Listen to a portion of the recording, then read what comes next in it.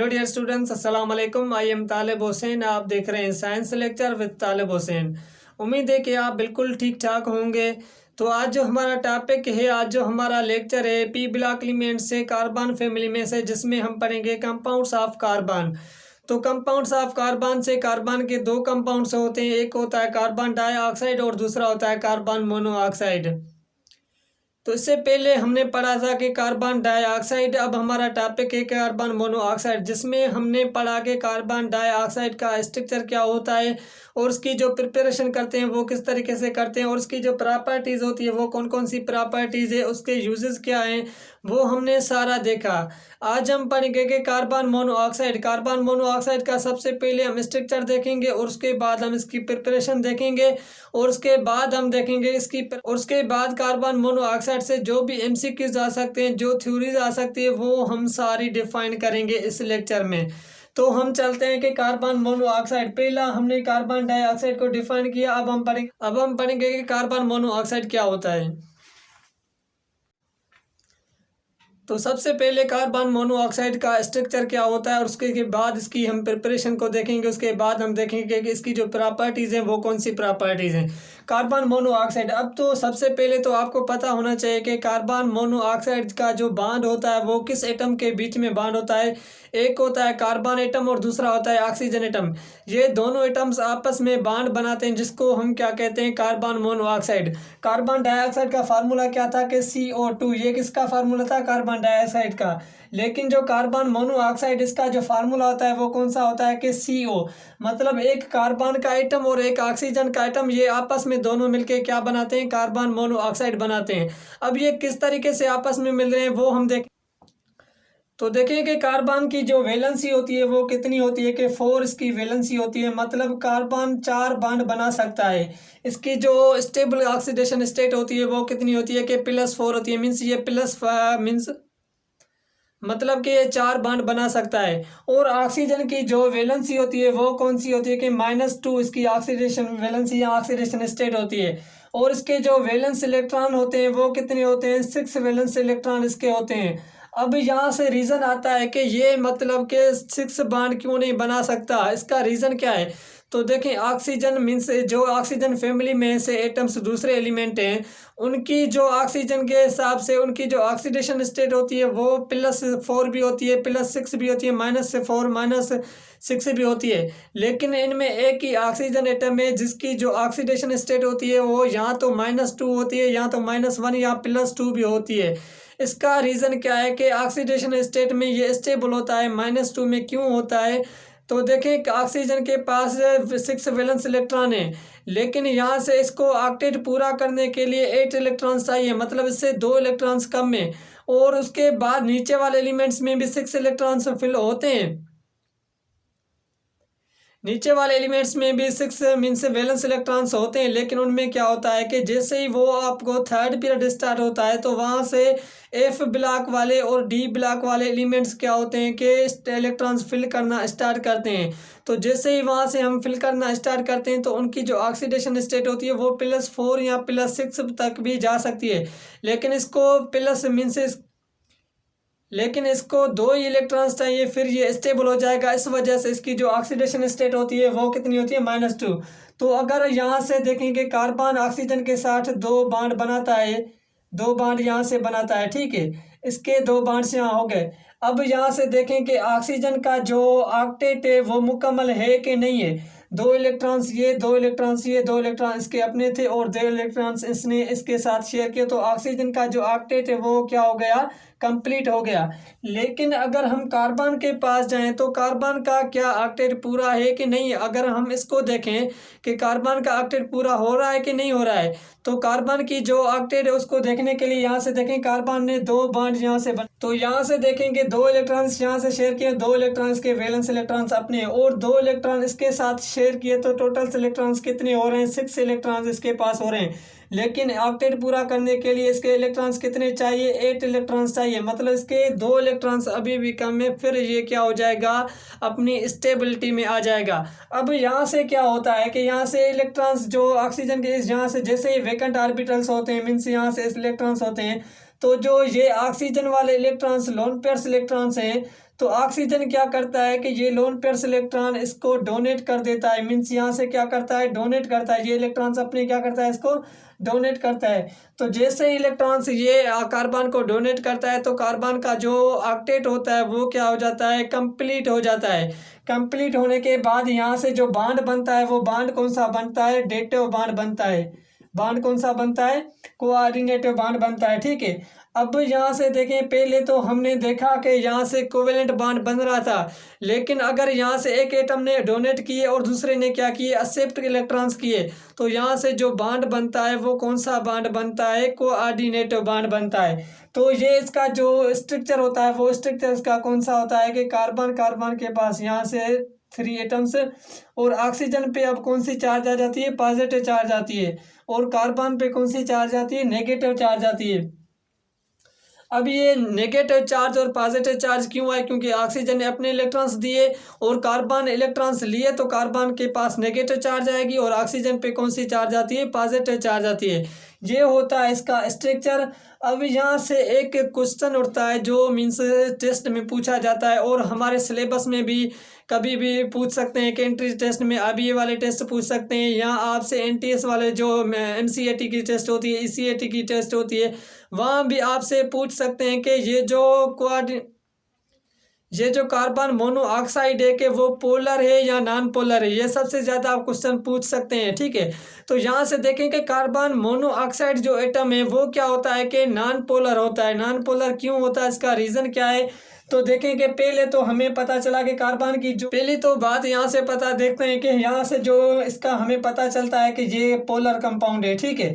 क्यों polar compound है, क्योंकि इसकी जो इलेक्ट्रोनेगेटिव होती है, इलेक्ट्रोनेगेटिव इसकी कितनी होती है कि 3.5 होती है, 3.6 या 3.5 इतनी होगी, और इसकी जो कार्बन की जो इलेक्ट्रोनेगेटिव होती है वो कितनी होती है, 2.5 होती है। अब इनमें इलेक्ट्रोनेगेटिव का एक बड़ा सा डिफरेंस है, एक बड़ा सा डिफरेंस की वजह से इनमें जो बॉन्ड बनता है वो कौन सा बॉन्ड बनता है, पोलर बॉन्ड बनता है। लेकिन इससे एक और हमारे पास कॉन्सेप्ट आता है, वो कौन सा कॉन्सेप्ट आता है, पहले तो हमने देखा कि यहाँ से पोलर बॉन्ड बन रहा है, लेकिन ऑक्सीजन ने क्या किया कि इसको इलेक्ट्रॉन्स अपने डोनेट किए। ऑक्सीजन ने जैसे इलेक्ट्रॉन्स डोनेट किए तो इसका इलेक्ट्रोनेगेटिव का जो इफेक्ट था और उसके बाद इसका जो इफेक्ट है वो आपस में क्या हो जाते हैं, कैंसिल इफेक्ट हो जाता है। जैसे ये कैंसिल इफेक्ट हो जाता है तो जो यहाँ से बॉन्ड बनता है वो कौन सा बॉन्ड बनता है, नॉन पोलर बॉन्ड बनता है। तो जो कार्बन मोनोऑक्साइड होता है वो क्या होता है कि एक नॉन पोलर होता है। लोग कहते हैं कि ये पोलर है, स्लाइटली पोलर, लेकिन ये पोलर नहीं है, ये क्या होता है कि नॉन पोलर होता है। नॉन पोलर क्यों होता है, क्योंकि यहाँ से जो इफेक्ट है वो कैंसिल हो रहा है, सिमेट्रिकली कैंसिल हो रहा है। क्यों हो रहा है, क्योंकि ऑक्सीजन और इलेक्ट्रॉन्स अपना डोनेट कर रहा है, कार्बन एक्सेप्ट कर रहा है, तो यहाँ से कोऑर्डिनेटिव बॉन्ड बन रहा है। अगर कोऑर्डिनेटिव बॉन्ड नहीं बनता तो यहाँ से ये इसको हम कह सकते थे कि ये एक पोलर कंपाउंड है, क्योंकि जो कोवेलेंटली बॉन्डेड होते हैं वो क्या होते हैं, पोलर ही होते हैं।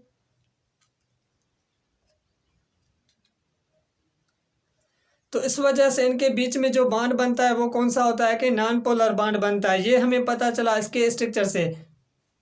और उसके बाद हम देखते हैं कि प्रिपरेशन ऑफ कार्बन मोनोऑक्साइड को किस तरीके से हम प्रिपेयर करते हैं। देखेंगे कार्बन मोनोऑक्साइड को जैसे हमने देखा था कि कार्बन डाइऑक्साइड की प्रिपरेशन जो मेथड था वो 2 किस्म का था। एक था कि मीन्स जो नेचुरली बनता है, नॉर्मल मेथड बनता है, और उसके बाद दूसरा था कि लेबोरेटरी मेथड। नॉर्मली में किस तरीके से इन्वायरमेंट में बनता है, इन्वायरमेंट में जो रिएक्शन होते हैं ऑक्सीजन के साथ कार्बन डाइऑक्साइड रिएक्ट करता है तो कार्बन डाइऑक्साइड बन जाता है। और दूसरा होता है लेबोरेटरी मेथड। लेबोरेटरी मेथड में किस तरीके से बना रहे थे, आज हम बनाएंगे कि जो कार्बन मोनोऑक्साइड है इनके भी 2 किस्म होते हैं प्रिपरेशन करने के। एक होता है industrial method means commercial method, और दूसरा होता है कि लेबोरेटरी मेथड। लेबोरेटरी मेथड किस तरीके से बनाते हैं और हम कमर्शियल या इंडस्ट्रियल मेथड में किस तरीके से बनाते हैं वो हमें देखना है। तो इसके 2 किस्म होते हैं कि एक होता है लेबोरेटरी मेथड, दूसरा होता है कि इंडस्ट्रियल मेथड। अब सबसे पहले हम देखेंगे जो लेबोरेटरी में हम कार्बन मोनोऑक्साइड को प्रिपेयर करते हैं वो किस तरीके से करते हैं, और उसके बाद हम देखेंगे जो कमर्शियल मीन्स इंडस्ट्रियल में कार्बन मोनोऑक्साइड को प्रिपेयर करते हैं वो किस तरीके से करते हैं। तो देखें हमने जैसे पहले पढ़ा था कि जो कार्बन और उसके बाद ऑक्सीजन के साथ रिएक्ट कराते हैं, जब हम कार्बन डाइऑक्साइड बना रहे थे तो वहाँ से जो बन रहा था कि एक तो से अगर हम लिमिटेड ऑक्सीजन को यहाँ से रिएक्ट करवा देंगे, इसको ऑक्सीजन के साथ रिएक्ट करवाएंगे तो जो बॉन्ड बनेगा वो कौन सा बनेगा, कार्बन मोनोऑक्साइड बनेगा। किस तरीके के, ये देखेंगे कार्बन के साथ प्लस में हम क्या करेंगे कि ऑक्सीजन कार्बन लेंगे वो कौन सा होगा कि सॉलिड फॉर्म में लेंगे। अब देखें कि यहाँ से जो ऑक्सीजन हम ले रहे हैं वो किस फॉर्म में लेंगे कि लिमिटेड ऑक्सीजन लेंगे, मीन्स हम कम ऑक्सीजन देंगे। अगर हम ज़्यादा ऑक्सीजन देंगे तो क्या बन जाएगा, कार्बन डाइऑक्साइड बन जाएगा। लेकिन अब हमें क्या करना है कि ऑक्सीजन को कम करना है। जैसे ही हम ऑक्सीजन कम करेंगे तो यहाँ से क्या बन जाएगा, कार्बन मोनोऑक्साइड बन जाएगा। तो यहाँ से जो बन जाता है वो कौन सा बन जाता है, कार्बन मोनोऑक्साइड बन जाता है। लेकिन यहाँ से हमने क्या किया है कि लिमिटेड लिए ऑक्सीजन को। अगर हम क्या करें, कार्बन को सॉलिड में यहाँ से लें, प्लस में ऑक्सीजन लें और यहाँ से जो हम क्या करें कि ऑक्सीजन वो एक्सेस में लें, मीन्स ज़्यादा ऑक्सीजन हम लें तो यहाँ से क्या बन जाएगा, तो यहाँ से बन जाएगा कार्बन डाइऑक्साइड बन जाएगा।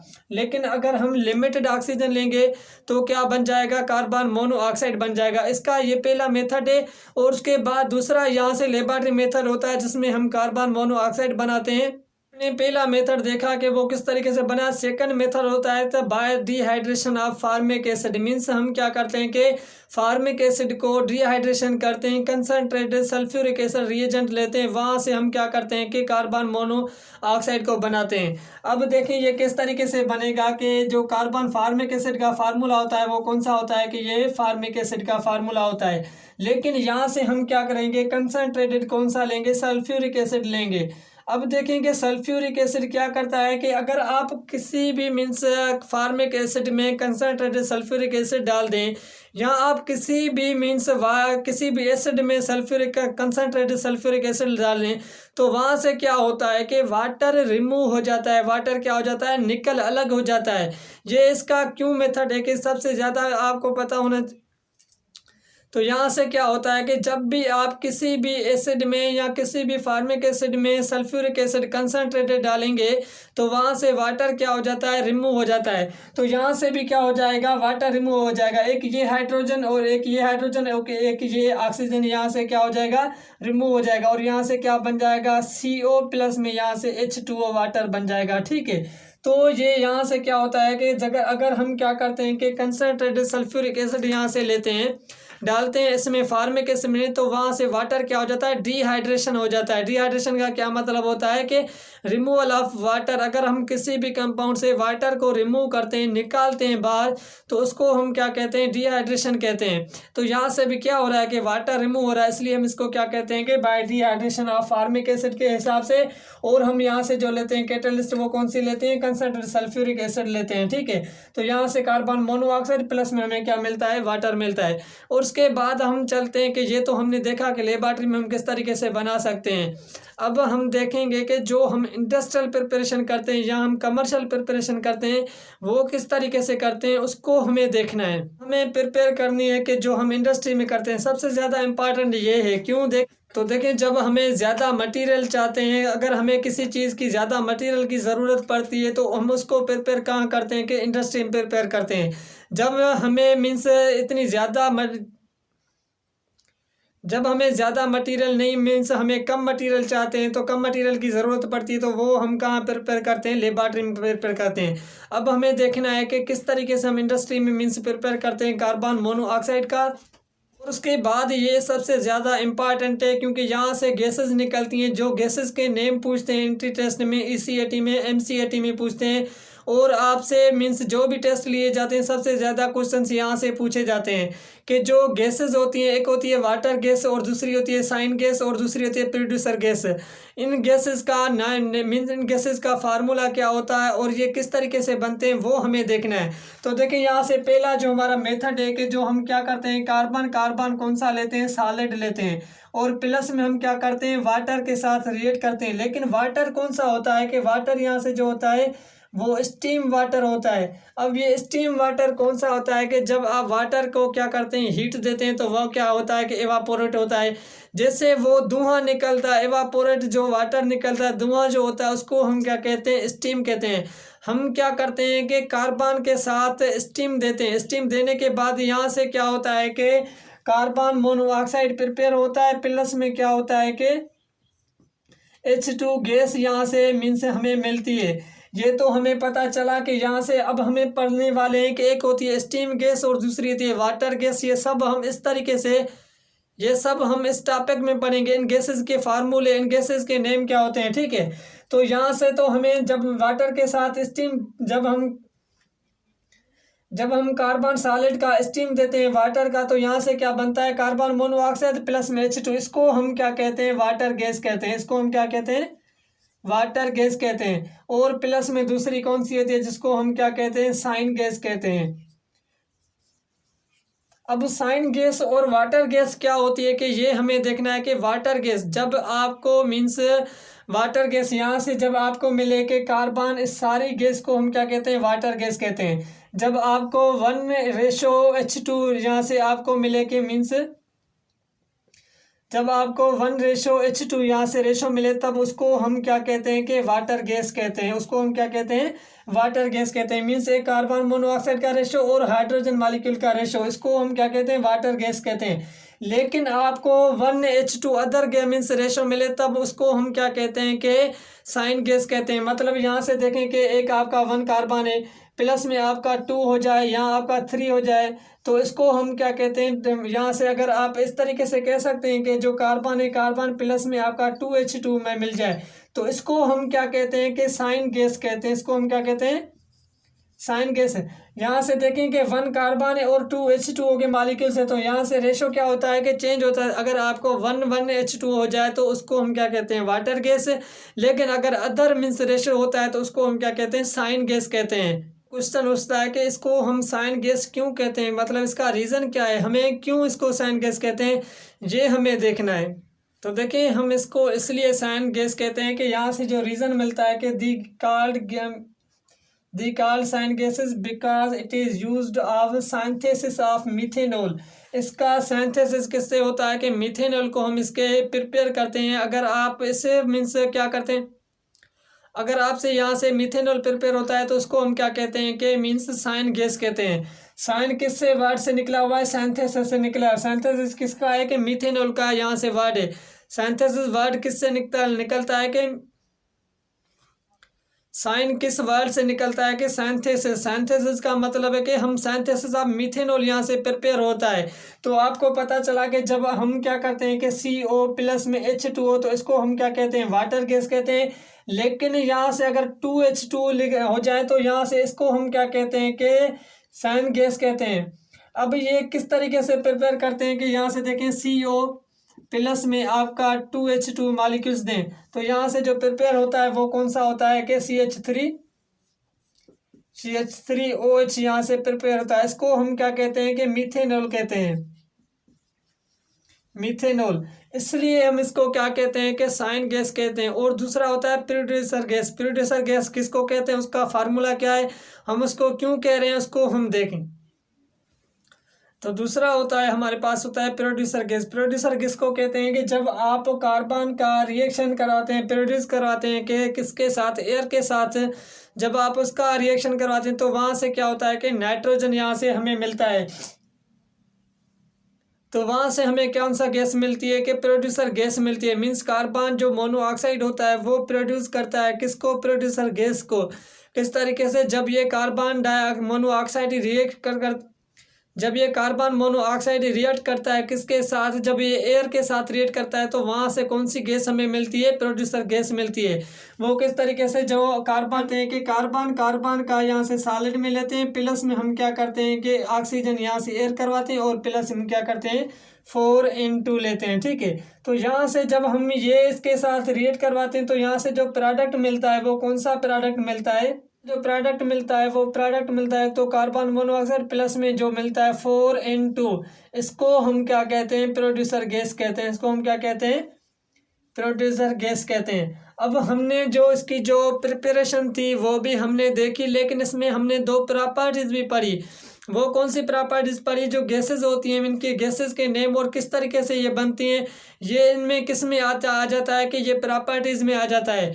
अब हम देखेंगे इसकी जो मीन्स अब हम देखेंगे जो इसकी प्रॉपर्टीज़ रहती हैं वो प्रॉपर्टीज़ कौन सी है उनको हमें देखना है।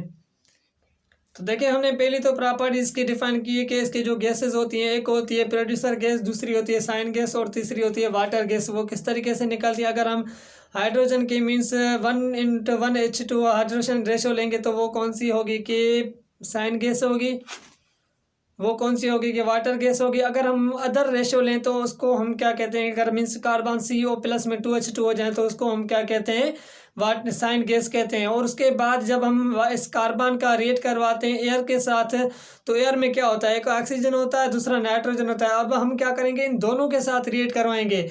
इन दोनों के साथ रिएक्ट करने के बाद जो हमें प्रोडक्ट मिलता है वो कौन सा प्रोडक्ट मिलता है, प्रोड्यूसर गैस मिलती है।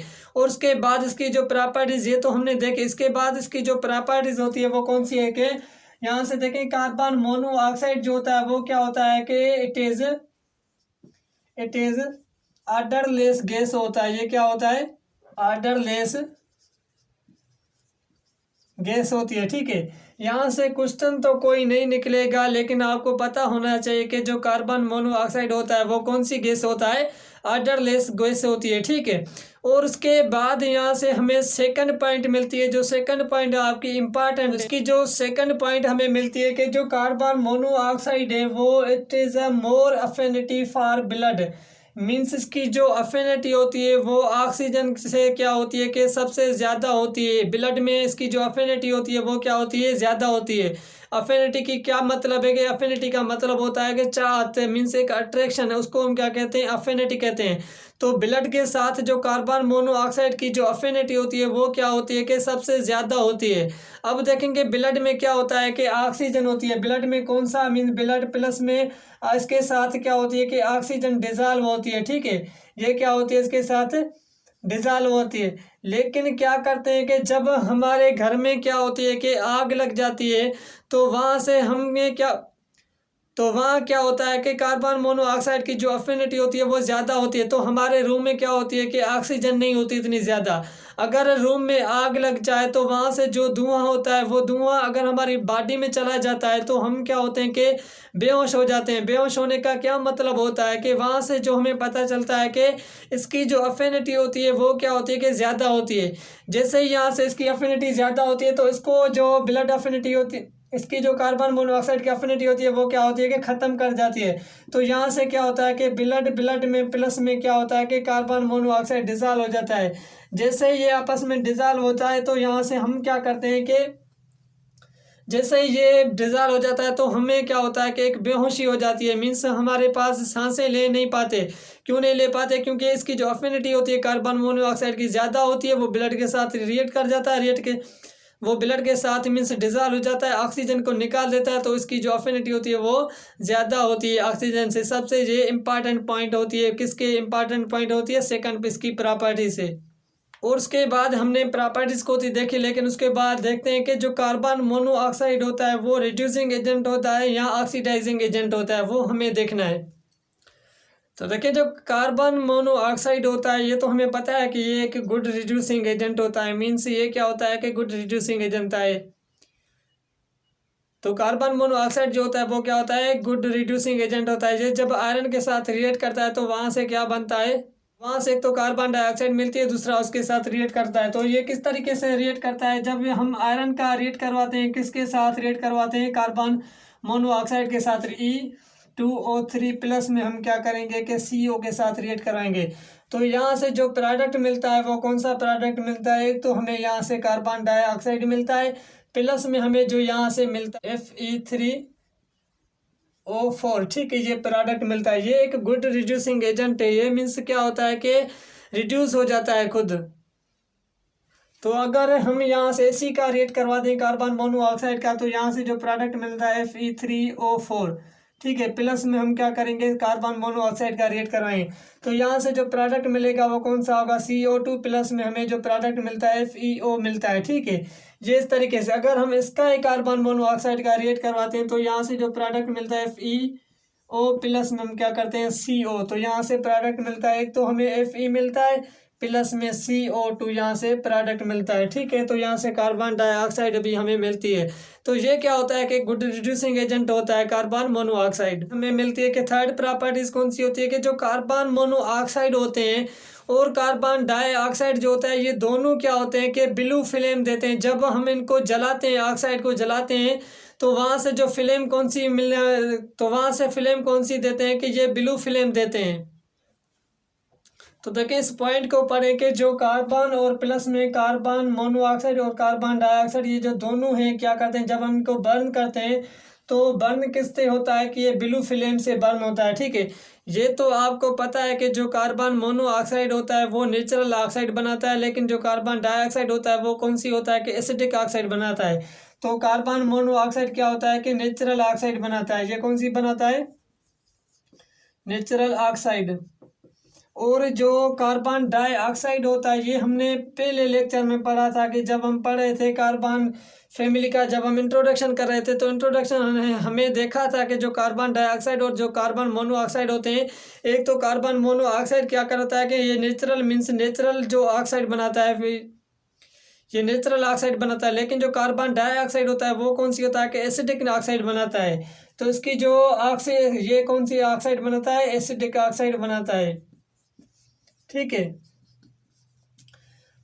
तो ये कौन सी, अब हमें देखना है कि जब हम इनको हीट करते हैं, जब हम इनके साथ जलाते हैं तो यहाँ से जो फ्लेम होती है वो कौन सी फ्लेम, ये दोनों फ्लेम कौन सी देते हैं कि ब्लू फ्लेम देते हैं। अगर हमें क्वेश्चन आ जाए कि कौन सी मीन्स गैस जो ब्लू फ्लेम देती है वो कौन सी गैस है, तो वहाँ से हम किस तरीके से देखेंगे। तो जो कार्बन मोनोऑक्साइड भी फ्लेम ब्लू देता है और उसके बाद जो कार्बन डाइऑक्साइड है वो भी ब्लू फ्लेम देता है, लेकिन हम किस तरीके से टेक करें। से आपको मीन्स क्वेश्चन पूछें कि अगर हम नेचुरल गैस को जलाएं कि वो फ्लेम, अगर हम नेचुरल गैस की फ्लेम मीन्स जलाएं तो वहाँ से जो फ्लेम होती है वो कौन सी होती है कि ब्लू फ्लेम होती है।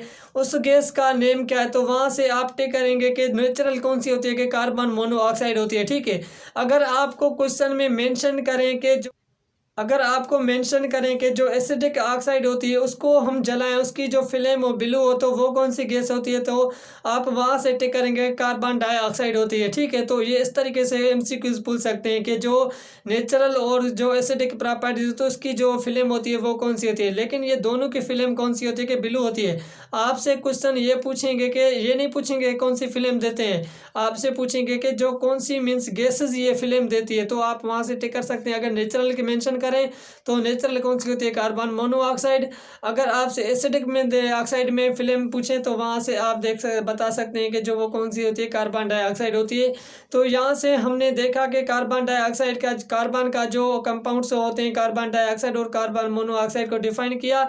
इंशाल्लाह अगले लेक्चर में पढ़ेंगे, हम पढ़ेंगे कि सिलिकॉन के, जो सिलिकॉन के कंपाउंड्स होते हैं वो कौन से बनते हैं, जैसे बोरान के बने, जैसे कार्बन के बने, जैसे एल्यूमिनियम बना रहे थे।